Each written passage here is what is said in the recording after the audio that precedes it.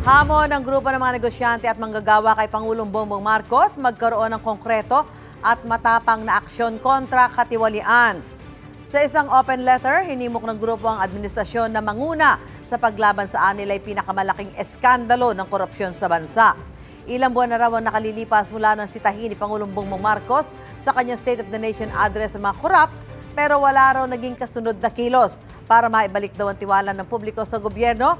Kabilang sa mga suhestyon ng grupo ang pagbibigay ng dagdag na kapangyarihan sa Independent Commission for Infrastructure. Ipabalik ang ninakaw na pera ng bayan at ayusin ang proseso ng pagbuo ng national budget. Dapat daw patunayan ni Pangulong Marcos na simula na ito ng pagkamit ng totoong hustisya para sa taong bayan. Sinusubukan pa namin kunan ng pahayag ang Malacanang.